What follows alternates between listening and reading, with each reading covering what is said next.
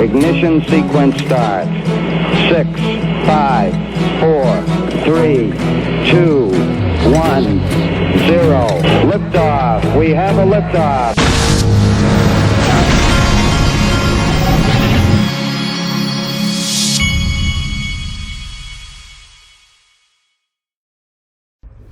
Hey everybody, this is the Digital Asset Investor, and I just got my hair cut. And look, the thing, ever since I was talking to somebody on the phone about this whole SEC Ripple drama, and the moment that Charles Gasparino put out that information yesterday, I mean, look, I think we always knew that behind this, that Gary Gensler didn't just show up to be the SEC chairman, and that was the extent of his involvement in this. But yesterday was the first confirmation that Gary Gensler, I wouldn't call it the scene of the crime, but this was the first time that he was put directly right at the scene, right in the middle of when they were doing the Ethereum free pass. He was put in that timeline.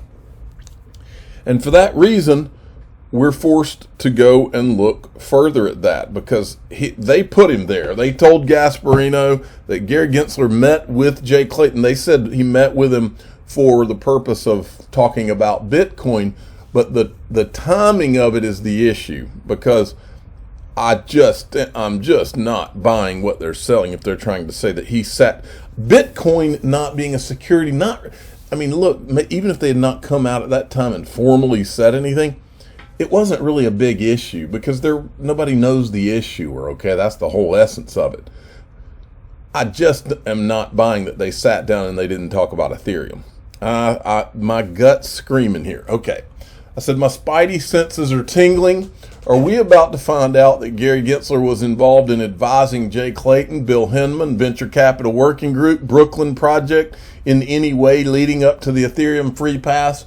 We're going to go through this. And these are just questions I'm asking. I mean, there's no way to know for sure yet. Let me tell you what somebody said. I won't say who said it, but about 3 weeks ago, I was talking to somebody about this, about all this stuff that we had found. And it's all public video, folks. It's public things.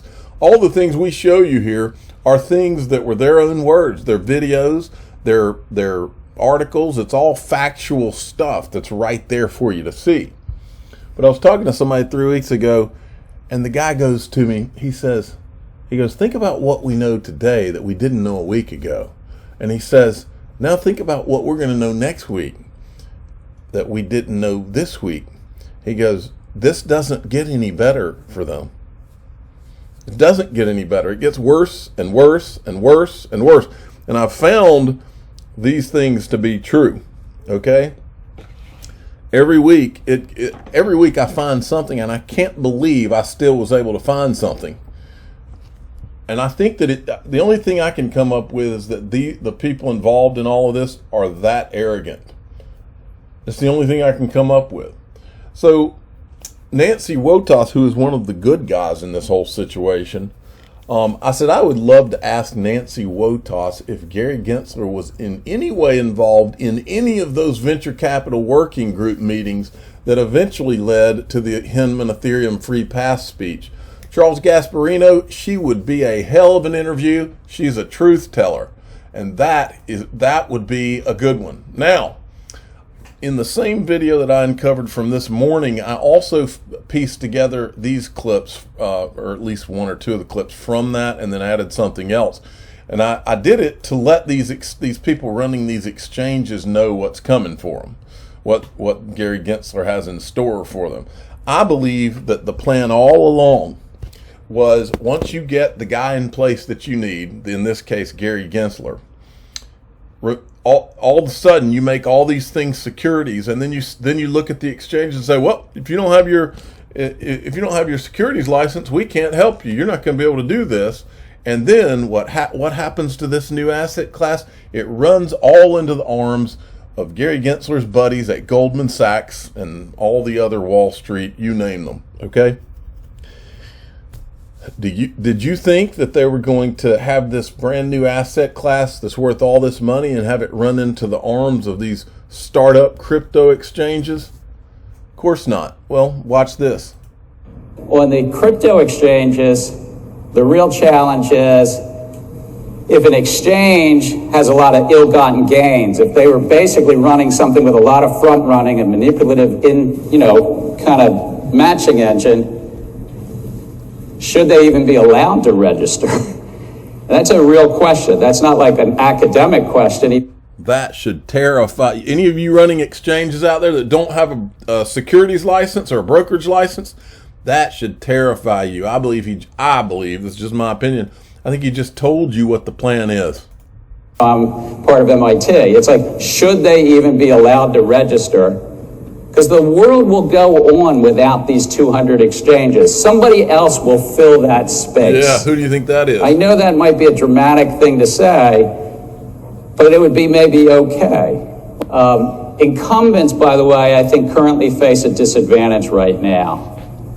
This is basic. You know who he's talking about there? It's not fair to the incumbents. You know, the guys, the white shoe boys that already have brokerage licenses, they're playing by the rules. They always have, right? Yeah. They play by the rules. It's not fair to them to have to compete with these guys that aren't playing by the rules, is it? Because strategically, they have to go in and ask for permission when a lot of startups are strategically saying, I'll later beg for forgiveness. And in that ask for permission, beg for forgiveness sort of routine, large exchange operators like ICE and CME and Eurex and around the globe, they're kind of... No, you need something that you need to take out of this that you may not know. One mantra from Silicon Valley has always been, you with technology, you just race to get there the fast, and you worry about the lawsuits and all the other stuff down the road. What this really feels like, because make no mistake, Gary Gensler he is Wall Street. Make no mistake, this has the feel of a Wall Street versus Silicon Valley thing. That's what it feels like, a lot of it. Trained a little bit. And that might be good in a way, because 200 exchanges have come up. But at some point in time, we probably should level the playing field. Jamie Dimon, so let's bring it back to Jamie and JP Morgan. What do you think is going to be the thing that they will have to change the most or lose market share and somebody else is going to do better, faster, serve their clients better than JP Morgan or Goldman Sachs? Yeah, he's trying to challenge him. He loves those guys. Now, Gary Gensler tweeted this, not Gary Gensler, but Charles Gasparino, sorry, Charles, tweeted this out this morning. Breaking, Gary Gensler's vision for the U.S. stock market structure will have real winners and losers. Winners, New York Stock Exchange, NASDAQ, and their shareholders. Losers, Robinhood app, Citi Securities, and possibly the retail investor if payment for order flow is totally banned. Story developing. So what this is they've got a war going against this, what do they call it? Pay for, he said it somewhere in here. Oh, shoot. Possibly if payment for order flow. That's the terminology for not having to pay any brokerage fees. And apparently his Wall Street buddies must not like this, and so Gary Gensler's out to fix it. This guy, everywhere you turn, this guy is hooking Wall Street up from what I can tell. Now, then we've got this. Remember the venture capital firm that headed up the venture capital working group at Jay Clayton's request, which eventually put the safe harbor memo out, which eventually became the Bill Hinman speech that gave Ethereum the free pass. Remember that? Well, all of a sudden, out of nowhere, Andreessen Horowitz seems to be concerned about the crypto industry overall, not just Ethereum. And I asked the question, remember, last time they tried to do this confidentially, that whole venture capital working group, and Nancy Wotas said it was supposed to be confidential, and someone leaked it, okay? It wasn't until then that they talked about it. Everything that happened for Ethereum was supposed to be confidential. Somebody, some good guy out there leaked it. Yeah, maybe Nancy Wotas was the one that wanted to leak it. No, I'm just kidding. I have no idea. I was just talking. Okay, Will this be confidential the way they tried to do the safe harbor memo, which gave Ethereum the free pass? Or are they all of a sudden wanting to transparently help the entire crypto industry? Andreessen Horowitz plans to meet with Washington policymakers over Web3.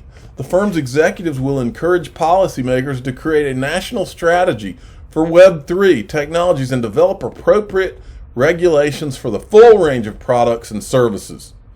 Does that include anybody besides Ethereum? That's my question here, because from what I can tell, all they did was help Ethereum. Now, right here is interesting. A16Z, that's what Andreessen Horowitz is now called, recently outlined what it sees as the key issues in decentralized finance, suggesting the areas in which the U.S. government could govern crypto and blockchain. Now remember, folks, and it's important to remember this, before, what spurred the venture capital working group and them meeting with Jay Clayton was that Jay Clayton was running around basically saying all ICOs were securities. Well, Andreessen Horowitz, along with these other groups, they couldn't have that. They needed Ethereum to not be a security. So they got with Jay Clayton and worked it out. So my question is, because now they have an SEC in Gary Gensler who's talking bad about DeFi. Are they now trying to save DeFi for themselves? Or are they really working this time on behalf of the whole industry? Because I hope they're working for the whole industry this time. And I hope they hear my voice, because I know exactly what the timeline was, and everybody in the XRP community knows exactly what the timeline was. So how about you guys try being transparent and working on this one? Let's work on the behalf of the whole industry and not just Ethereum.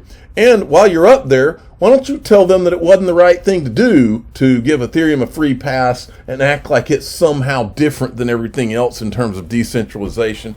What a load of BS. How about you guys step up to the plate and help to right the wrong that's been done to this industry? That would be nice. All right. Now, here, Gary Gensler talks about remediation. And whether Ether and Ripple that I spoke about earlier in the week are or aren't, the issue is still remediation. There's a lot of people, entrepreneurs, development teams, in good faith, they did something, and now they realize they want to come into compliance. And so I think that's a really live question, and I think the community should engage with the regulators and say, here's the way here's a path of maybe retroactive registration and rescission rights. Those people that invested might need to be able to get out, and hopefully there's enough money there. Yes, we want redemption. Or I'm sorry, not redemption. We want remediation. We do want it. From the SEC that destroyed billions in XRP investor value after 8 years of letting everyone think that it was okay to invest. You didn't say a word for 8 years. And then now you're trying to claim, you and Jay Clayton are trying to claim to protect us. So I told everybody, join the John Deaton lawsuit. You can join it right here. It's pinned, it's John Deaton's pinned tweet. I think he's almost to 50,000 people in this lawsuit. Let's make it bigger and bigger and bigger, because this cannot stand. And if Gary Gensler, he should have dropped this lawsuit or settled it yesterday. He should have settled it months ago. But if he's not going to do that, then let's just grow this lawsuit. Let's grow it bigger and bigger, because in John Deaton's lawsuit, these people are going to have to answer for something. So let's just keep on growing it and growing it and growing it. As long as they don't do the right thing, we'll just do that. Now, I told you this was going to be part 2 of my video. Turns out this has gone long enough that I'm going to have to do my part 3 of what I had prepared, and I'll release that probably at 6 o'clock tomorrow morning. I'm the digital asset investor. I'm not an investment advisor. This is for entertainment purposes only. Please subscribe, hit the like button, tell your friends and family that this all stinks, and we're going to keep on doing our thing until all we ever wanted was a level playing field. I want a level playing field for Ethereum. I want it to do well. I want one for Bitcoin. I want it to do well. I want one for XRP, Cardano, all the other digital assets. Just a level playing field. Let everybody let all these things compete, and the best the best one. If there's a best or a best handful, if they win the race, it'll be good for the United States of America and good for the world. because they'll help to change the world, and there will be real competition, and nobody, no government officials or anybody else will be picking winners and losers. That's all we ever wanted. Thanks for listening.